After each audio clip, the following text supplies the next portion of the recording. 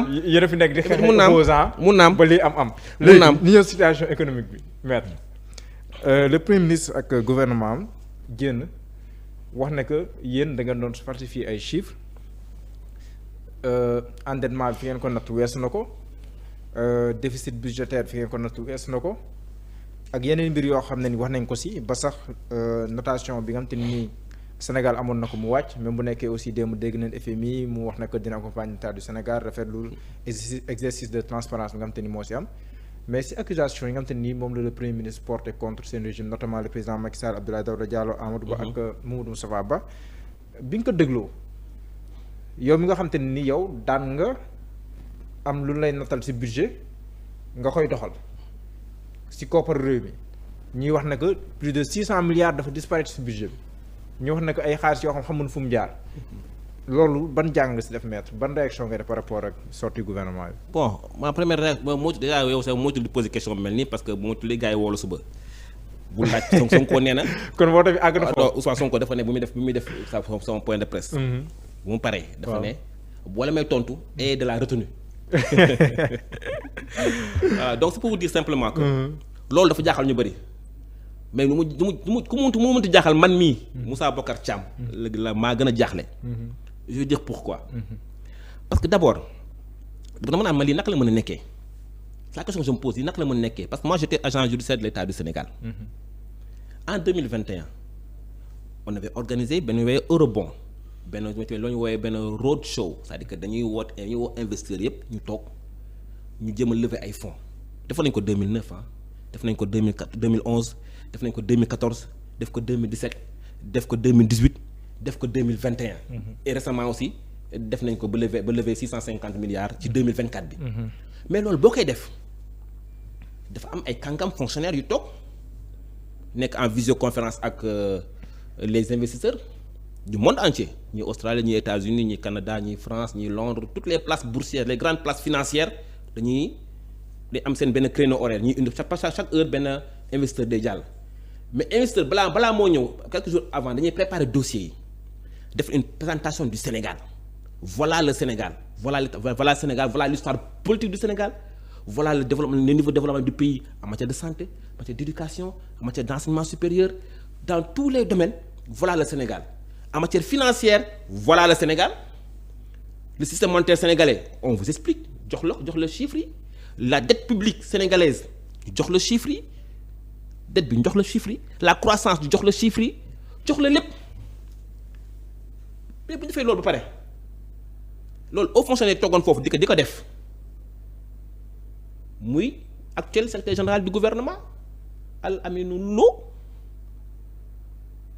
l'actuel ministre des finances qui était là-bas en tant que conseiller technique à l'époque le directeur général de la dette publique maa ko nuyu au passage un homme compétent très compétent Cissé Babacar Cissé il y a des conseils techniques que ñoom Babacar Sarr maa ngi leen nuyu au passage qui sont actuellement encore conseillers techniques du ministre des finances aujourd'hui encore il y a le ministre des finances muy toog c'était du temps de Abdoulaye Daouda Diallo d'ailleurs Moustapha Ba mi ministre des finances il était directeur général du budget à l'époque présent directeur général Petrosen toog directeur général aussi des hydrocarbures toog bu nekk ministère du pétrole et de l'énergie toog jàkkaarloog gaay Alamine Lo qui est le directeur national de la BCEAO moom représenté Sénégal au niveau de la BCEAO toutes les questions système monétaire toutes les questions liées à la balance des paiements toutes les questions liées à la dette publique moom mooy taxaw défendre ko ne voilà la situation du Sénégal avec des chiffres à l'appui il chiffre tout ëndaan naa quelques chiffres sax d'ailleurs moom moo doon wax naan le revenu national brut par habitant est de 3470 francs moom moo ko doon wax le PIB par habitant 1438 francs moo ko doon wax donc non excuse-moi 842 000 francs CFA ma naan 1900 842 000 francs CFA en 2020 moom moo ko wax devant les investisseurs kooku bu taxee tey jii ne chiffres yi mu joxe woon yëpp dara baaxu ci. dañ koo duufal. dama ko duufaloon na assumer et je rappelle encore une fois j'aimerais bien que waa ministère des finances ñu génneel ñu audit de la dette publique bi ñu lancé woon en avril 2021 bi ñu waroon def en juillet 2021 xaw ma août 2021 yaa ngi noonu un audit de la dette publique en 2021 audité nañu dette publique bi y a un rapport qui est au ministère des Finances aujourd'hui disponible sur la dette publique en 2021 qu'est-ce qui a changé en 2 ans et demi la moo changé c'est incroyable et d'ailleurs li ñuy wax man j'ai du mal à y croire parce que d'ailleurs le rapport bi ñu def nii depuis pour 6 mois yi anamu ils n'ont qu'à le rendre public. Cour suprême non mais avant Cour des comptes ñoom nee nañ ils ont vu que 800 milliards yoo xam ne xamuñ fu mu dugg. waaw nañu génnee rapport bi Sénégalais yi teg seen bët. experts yi teg seen bët Cour des comptes certifié ko jëlee ko ci rapport benn yoon. non balaa ñoo certifié ñoom ils ont rendu public le rapport. waaw ils ont rendu public les éléments du rapport. nañu génnee rapport bi nañ ko mettre en ligne on parle de transparence y a rien à cacher nañu génnee rapport bi avant Cour des comptes di certifié nañu génne rapport bi ñu xool. Vous allez voir qu'effectivement li ñuy déclaré ak le rapport ça n'a rien à voir. mais loolu d'ailleurs li ñu wax sax sax mënul nekk. c'est pourquoi le Sénégal dafa ànd ak FMI ak Banque mondiale bu yàgg. te boo xoolee Banque mondiale ak FMI du moins dañoo def ce qu'on appelle des normes bu ñu toogee xool pays bi xam ne c'est un pays à croissance bu baax pays bi am na une dette soutenable un pays qui a vraiment un plan vraiment clair. FMI daf lay signer daf lay adopté loo nga signé benn convention ak moom sur les normes yi nga war des normes yi nga xamante ne moo lay permettre nga mën a dañ ko jox par exemple les normes spéciales de diffusion des données mënoo diffusion de données comme la neex non on te pose des normes explique ne voilà ni ngay diffuser sa données ni ngay joxee sa données yi pour que les investisseurs étrangers wala les autres bailleurs ñëpp mën a xam fan la sa réew toll. Sénégal dafa adhéré à ces normes là te norme bi am na depuis 96 ans. norme bi am na depuis 96 le Sénégal a adhéré à ces normes là le 20 novembre 2017 depuis le 20 novembre 2017 c'est impossible que le ministère des Finances di truquer ay budget di truquer ay chiffres c'est impossible parce qu'il est dans le cadre de ce canevas Sénégal est le 4e pays qui a adhéré en Afrique subsaharienne 4e pays à adhérer le 20 novembre 2017 à cette norme spéciale de diffusion des données imposée par le FMI. loolu tout ça montre que loolu c'est impossible Sénégal def ay faux chiffres la ma tamaan encore c'est encore plus invraisemblable xam nga le FMI dafa dugal Sénégal en 2017 ci normes yi normes yi wax li ma wax léegi waaw mais dafa Sénégal aussi dafa signer convention ak FMI aussi su lu ñuy wooyee benn genre ñu koy wax sax benn initiative benn programme la ce qui est un instrument de soutien à la politique économique moo la ñu woowee ISPE loolu mooy tax programme boobu boo ko adhéré Sénégal dafa adhéré en depuis 2008 ci programme boobu du FMI boo adhéré programme boobu chaque 6 mois FMI day ñëw sa dëkk def ce qu'on appelle la revue de votre politique économique xool mesures yi nga waxoon na ngay def foo si toll donc loolu moo fi nekk ba léegi. Et puis instrument sax Sénégal dafa gën a renforcer instrument yooyu parce que maintenant on parle d'instrument de coopération de la politique économique ICPE boo nekkee ci ICPE c'est impossible nga truquer say chiffres. C'est même FMI là. C'est impossible. Si c'était aussi impossible que ça FMI du génn wax ne que maa ngi rafetlu taxawaay Sénégal ci wàllum transparence ak yooyu. attention FMI waxul loolu de. FMI waxul loolu parce que ICPE boobu Sénégal nekk. moo tax bu ñu ñëwee barki démb. Ils ont levé 650 millions de dollars. Comment ils l'ont fait pour lever 650 millions de dollars? Mais d'accord, mais je ils l'ont levé xaaral rek. Mais réaction FMI, si c'était aussi invraisemblable comme ni nga ko waxee, est-ce que FMI dina féliciter wu de l'attitude du Sénégal? Si wàllum bonne gouvernance bon sax pare na pour accompagner leen. Parce que le président de la République aussi réagir. Mais le FMI. man leen encore une fois bu dugalee ci canevas yooyu. boo ci nekkee. mënoo joxe des chiffres truqués c'est impossible. dinaa tey jii léegi FMI lan la saluer. L'engagement du gouvernement sénégalais à redresser la barre parce que moi je pense que je suis convaincu d'ailleurs que conférence de presse Ousmane Sonko boobu c'est une conférence de presse anticipée qui vise à anticiper à préparer les Sénégalais que dans 4 jours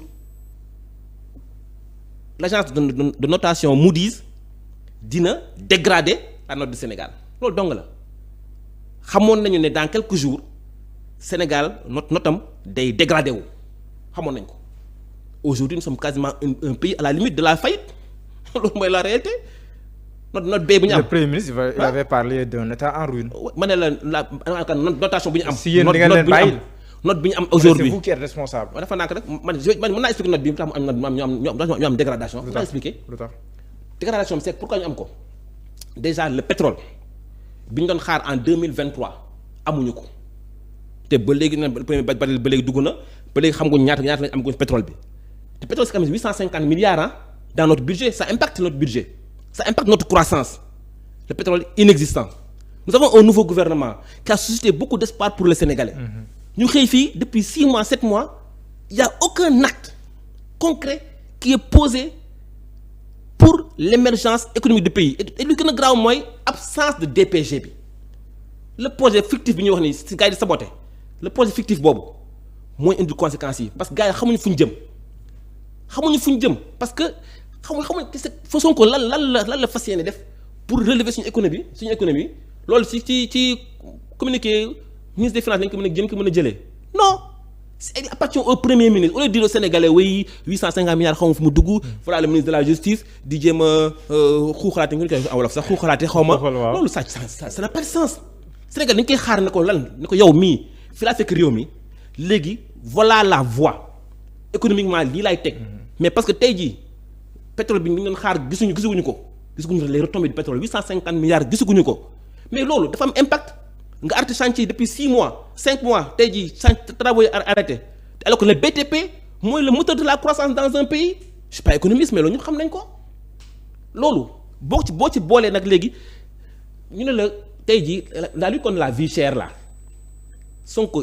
il n'a aucun moyen aujourd'hui de réduire la cherté de la vie loolu def ay subventions te tey jii subvention mënu ko def parce que la situation économique ne le permet pas donc moo tax ñu wàññi mburu bi dërëm mu sa wàññi ñaar dërëm ci mburu bi wàññi nañ ñaar ñu sa wàññi ñetti dërëm léegi 150 lay jar voilà donc je peux dire rek que tey jii il n'a pas le gouvernement actuel doit se ressaisir parce que c'est facile de dire que Macky Sall facile de dire ni fi nekkoon la en tout cas pendant 12 ans on n'a pas vécu une sorte de récession. mais la moo tax ñoom ba léegi ñoom kenn tontuwul. la moo tax le président Macky Sall ba léegi tontuwul. Amadou Ba tontuwul Mouhamadou Sow Ba tontuwul. ba léegi xam nga le premier ministre de la République premier ministre du moyen du Sénégal amul inspiré wul confiance il n'inspire pas confiance aux acteurs économiques te Sénégal partout c'est morose ñëpp tiit parce que il y a une crispation économique. gars yi libéré wuñu les Sénégalais ne sont pas libérés du tout au contraire ko gis même les hommes d'affaires dañuy téye seen alal les investisseurs dañuy téye seen alal parce que xamuñ fu réew mi jëm parce que ki jiite ba léegi waxul Sénégalais yi mais fa laa jëmale réew mi. mais transparence mi ngi daw reddition des comptes mi ngi daw. mais transparence c'est pas la reddition des comptes. reddition des comptes c'est normal. mais yooyu mi ngi daw laa wax. ma ne reddition des comptes c'est tout à fait normal. le président de la République mi ngi travaille à ce que le Sénégal soit un partenaire sûr et fiable. non ça c'est des discours loolu ay discours la. Le président de la République il fait que des discours très beaux discours amul problème mais li ñu Sénégal li ñuy xaar mooy concrètement ñu woy in concreto qu'est-ce que le gouvernement actuel entend faire pour redresser l'économie du pays qu'est-ce qu'il entend faire sur la fiscalité fiscalité bu ñu nee sa fiscalité nag du newul kenn newu ko bàyyoo saa yoo xëyee yu jëse agent yu leen ci entreprise yi de ay redressement di harceler encore entreprises yi nga xam ne c'est des entreprises qui sont déjà à l'agonie des Sénégalais qui se sont battus pour taxawal seen entreprise tey jii te ils ont des milliers d'emplois comment dirais-je ils sont en chômage technique parce que la conjoncture économique est morose loolu réalité la donc tey jii li ñuy xaar mooy Ousmane Sonko mu def conférence de presse bàyyi wax politique bi à côté teg politique bi à côté wax ak Sénégalais yi réew mi fii laa ko jëmee en matière d'éducation enseignement supérieur fii laa ko jëmee économie réew mi dinaa fexe ba dund gi wàññeeku parce que dinaa def lii mais Sénégal lan lañ gis tey kan xamul bateau la boo xamante ne amul capitaine li xew mooy tey ji gis nga ay coupure électricité boo xamante ne yow gëj nga ko am depuis 2011 2012 gëjoon na fi parce que loolu lu ne yi ñu koy en wolof. lu ne fàng la kenn ko jeex. d'accord musuñ dund xam fàttoon nañ loolu sax coupure d'eau. mais tamit am na say zone yoo xam ne et puis moo tax populisme c'est dangereux gis nga di nekk opposition di wax même man sax dama war a wàññi wax bi parce que opposition boo si nekkee foog ànd ak daal parce que Sonko leçon la il ne fera rien je suis persuadé que il ne transformera pas le Sénégal yaakaar bi Sénégalais am ci moom franchement gëm naa ne moom en tout cas tegagul benn jalon bu tax ñe mun nañ ci am espoir. lu tax amoo parce que pourquoi. parce que quelqu'un koo xamante ne bu mu noonu da doon tax naan wéy suñu pétrole dañ ko sàcc. suñu pétrole dem na génn bënn leen ay pipeline yu dem waaw. léegi pétrole baa ngi sa loxo ana chiffres yi gisuñu ko. suñu zircon bi dañ koo sàcc les jeunes sénégalais sont exploités les populations riveraines là kenn joxu leen seen responsabilité sociétale de l'entreprise dañ leen exploité jël suñu zircon di ko yóbbu bitim réew. di ko fa jaay di ko passer anam léegi tey moom moo yor lenge bi ana contrat de zircon yooyu ba léegi mi ngi ci kaw table am le fer de la Falémé.